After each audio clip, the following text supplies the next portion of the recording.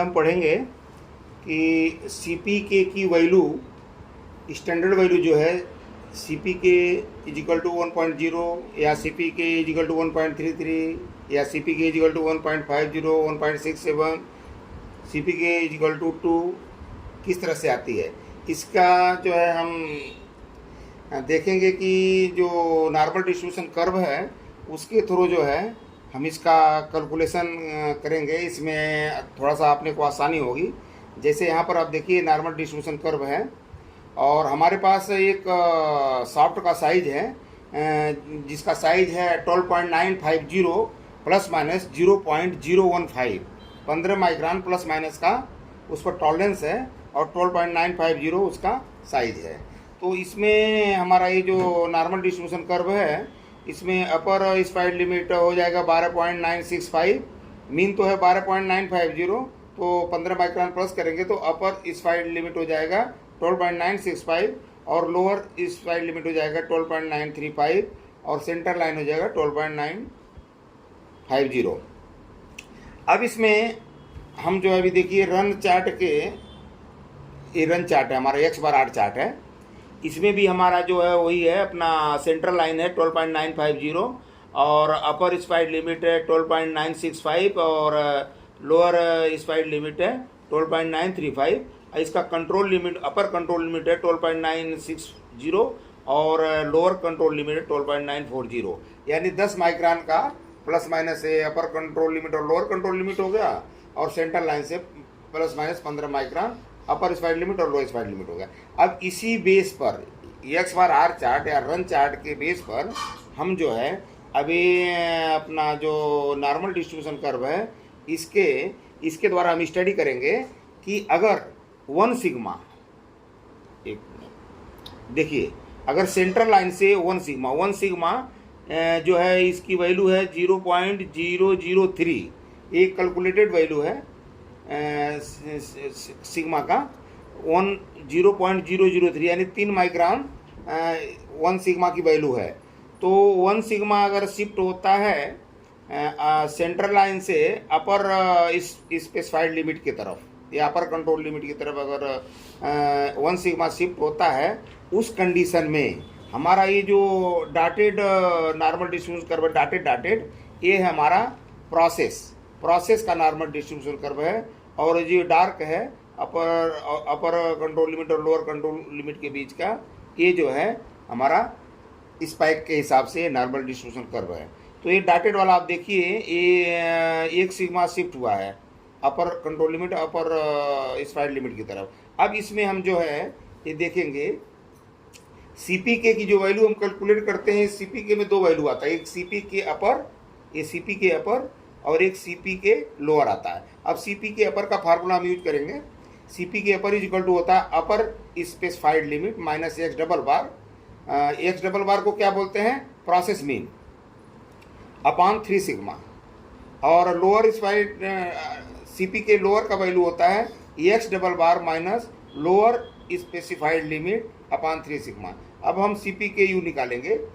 अब अपर specified limit क्या है, यहाँ अपर स्पाइड लिमिट है 12.965, तो 12.965 की वैल्यू रख दी माइनस, ये माइनस है x डबल बार का वैल्यू यहाँ है जो मीन का अपना प्रोसेस मीन का जो शिफ्ट हुआ सेंटर से 1 सिग्मा, उसका वैल्यू है 12.953, मतलब 12.950 तो मीन है स्पाइक के हिसाब से, तो उसमें 3 माइक्रोन हम ऐड कर दिए तो 12.953 हो गया। तो 12.953 जो है x डबल बार हो गया अपॉन 3 इंटू सिग्मा, सिग्मा की वैल्यू है 0.003। तो इस हिसाब से हमारा 12.965 माइनस 12.953 को जब माइनस करेंगे तो 0.012 आ गया और सिग्मा में जब 3 से मल्टीप्लाई करेंगे तो 0.009 आ गया। अब 0.009 से जब हम 0.012 में डिवाइड करेंगे तो इसकी वैल्यू 1.33 आ गई CPK अपर की। अब CPK लोअर का देखा जाए, CPK लोअर का फार्मूला है x double bar minus lower specified limit upon 3 sigma, और x डबल बार तो है अपना 12.953, तो 12.953 हो गया माइनस लोअर स्पाइड लिमिट यहाँ पर है LSL 12.935 है ना। तो अब जो है इसकी वैल्यू हम जो है यहाँ लिख दिए 12.935 अपॉन 3 इंटू 0.003 सिग्मा की वैल्यू। तो ये हो गया हमारा, जब हम एस डबल बार और लोअर स्पाइड लिमिट से माइनस किए तो हमारा आ गया 0.018, और 3 को जब सिग्मा से मल्टीप्लाई किए तो 0.009 आ गया। अब 0.009 से 0.018 में हम डिवाइड किए तो 2.0 आ गया। अब जो है सीपी के अपर और सीपी के लोअर की दो वैल्यू आ गई। सीपी के अपर का 1.33 और सीपी के लोअर का 2। तो अब हम सीपी के निकालना है ना, हमें सीपी के अपर नहीं चाहिए, हमें सीपी के लोअर नहीं चाहिए, हमें सीपी के चाहिए। तो सीपी के की वैल्यू सीपी के अपर और सीपी के लोअर में जिसकी वैल्यू मिनिमम होगी, दोनों में जिसकी वैल्यू कम होगी वही हमारा स्टैंडर्ड सीपी के होगा। तो सीपी के अपर की वैल्यू कम है, 1.33 है, सीपी की लोअर की वैल्यू 2 आ गई। कब देखिए यहाँ पर है, यहाँ भी अपर स्पाइड लिमिट है 12.965, लोअर स्पाइड लिमिट है 12.935, और यहाँ पर जो है सेंटर लाइन है 12.950, और अपर कंट्रोल लिमिट है 12.960, और लोअर कंट्रोल लिमिट है LCL है 12.940। और अब जो है यही अभी पहले वाले नॉर्मल डिस्ट्रीब्यूशन कर्व में क्या हुआ था कि 1 सिग्मा प्रोसेस मीन शिफ्ट हुआ था सेंट्रल लाइन से 1 सिग्मा अपर स्पाइड लिमिट की तरफ या अपर कंट्रोल लिमिट की तरफ। इसमें अपोजिट हो गया है, इसमें सेंट्रल लाइन से जो प्रोसेस का सेंटर है वो 1 सिग्मा ही शिफ्ट हुआ है, लेकिन वो हुआ है लोअर स्पाइड लिमिट की तरफ या लोअर कंट्रोल लिमिट की तरफ। 1 सिग्मा मतलब 0.003। तो इसके हिसाब से हमारा ये जो है ये प्रोसेस विड्थ हो जाएगा, जो डॉटेड का है ये प्रोसेस विड्थ हो जाएगा, और स्पेसिफिक विड्थ तो वही रहेगा। अब इस नॉर्मल डिस्ट्रीब्यूशन कर्व के हिसाब से हम सीपी के अपर निकालेंगे। सीपी के अपर का formula upper specified limit minus x double upon 3 sigma. तो अपर स्पाइड लिमिट है 12.965 और एस डबल बार है 12.947। यहाँ जो सेंट्रल लाइन 12.953 और 1 सिग्मा शिफ्ट हुआ है माइनस की तरफ, तो उसमें 1 सिग्मा का मान है 0.003 यानी 3 माइक्रोन। तो इसमें 12.950 में 3 माइक्रोन जो है माइनस हो जाएगा, तो हमारा एक्स डबल बार इसमें आ जाएगा 12.947 डिवाइडेड बाई 3 इंटू सिग्मा, और फिर उसके बाद 12.965 में 12.947 माइनस करेंगे तो 0.018 आ गया, और डिवाइडेड बाई 0.009। तो 0.009 से जब 0.018 में डिवाइड करेंगे तो ये 2 आ गया। यहाँ पर सीपी के अपर की वैल्यू 2 आ गई। अब सीपी के लोअर की वैल्यू देखा जाए, CP K lower is equal to x double bar minus LSL upon 3 sigma. X double bar का वैल्यू है 12.947 माइनस लोअर स्पाइड लिमिट का वैल्यू है 12.935 अपॉन 3 इंटू 0.003। अभी आ गया 0.012। ये इसको एक्स डबल बार और लोअर स्पाइड लिमिट को जब माइनस किए तो 0.012 आ गया, और इसमें सिग्मा की वैल्यू आई 0.009। जब 0.009 से 0.012 में हम डिवाइड किए तो आ गया 1.33। अब इसमें भी सीपी की वैल्यू क्या आएगी, जो जिसकी वैल्यू सबसे कम होगी। अगर सीपी के लोअर की वैल्यू कम है तो ही सीपी के होगा, या सीपी के अपर की वैल्यू अगर कम है तो ही सीपी के होगा। तो इसमें सीपी के अपर की वैल्यू तो है 2 और सीपी के लोअर की वैल्यू है 3, 1.33। इसका मतलब है जो सीपी के होगा 1.33 होगा। दोनों केस में, दोनों नॉर्मल डिस्ट्रीब्यूशन कर्व में ये जो है जो सीपी के की वैल्यू आई 1.33। किस कंडीशन में, जब हमारा एक सॉफ्ट है उसका साइज है 12.950 और प्लस माइनस 0.015 यानी 15 माइक्रोन प्लस माइनस में अगर टॉलरेंस है, उस कंडीशन में सीपी और सीपी की वैल्यू हमारा 1.33 आया। अब हमारा जो है इसी के बेस पर एक्स बार आर चार्ट है, इसमें हम एक्स बार ये प्लाट किए हुए हैं ग्राफ में, और यहाँ आर बार का वैल्यू यहाँ प्लाट हुआ है, और इसमें एक कैलकुलेट करके एक्स डबल बार का मतलब वैल्यू आ गया 12.949 और आर बार का वैल्यू आ गया 0.007, और यहाँ सिग्मा का calculation sigma is equal to R bar upon D2। अभी सिग्मा का वैल्यू हमने देखा ना, 1 सिग्मा शिफ्ट हुआ तो इसका मतलब 0.003 शिफ्ट हुआ। तो 0.003 कहाँ से आए, यहाँ से आए। देखिए ये सिग्मा जो है, sigma is equal to R bar upon D2। R bar का वैल्यू जो रन चार्ट से निकला है आर बार की वैल्यू निकला 0.007। तो 0.007 यहाँ फार्मूला में पुट किए और डिवाइडेड बाई D2 का मान 2.33। हम जो है सब ग्रुप सिंपल साइज 5 लिए हैं, x1 x2 x3 x4 x5। तो 5 सब ग्रुप सैंपल साइज के लिए D2 का मान, D2 जो है स्टेटिस्टिकल कांस्टेंट है, इसकी वैल्यू ऑफ CP के depend on industrial standard, customer requirement and depend on application.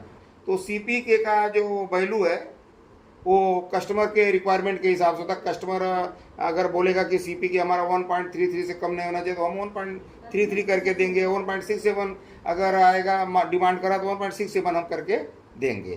तो CPK की वैल्यू अगर होना तो प्रोसेस नॉट एक्सेप्टेबल है या प्रोसेस में भी कंडीशनली एक्सेप्टेबल हो सकता है। अगर CP की वैल्यू ग्रेटर देन 1.33 और इक्वल टू 1.33 तो प्रोसेस इज एक्सेप्टेबल है। और इफ CPK की वैल्यू 1.50 से अबव है या इक्वल है तो प्रोसेस सेटिस्फैक्टरी गुड है। और CPK की वैल्यू अगर जो है 1.67 से प्लस में है, ज़्यादा है या इक्वल है तो प्रोसेस एक्सीलेंट है। अब the minimum value of CPK should not less than 1.3, मतलब CPK वैल्यू 1.3 से कम नहीं होनी चाहिए और CP की वैल्यू 1.67 से कम नहीं होना चाहिए। इस कंडीशन में करंट जो सिचुएशन है कंपनियों का, वो CPK की वैल्यू 1.67 मिनिमम मांगते हैं और CPK का 1.33 तो होना ही चाहिए। अब the notes the value of CPK can equal to CP। CPK का वैल्यू CP के इक्वल हो सकता है but can not greater than CP, लेकिन CP से ज़्यादा नहीं हो सकता। यहाँ इंडिकेशन है formula, CPK is equal to R less than CP।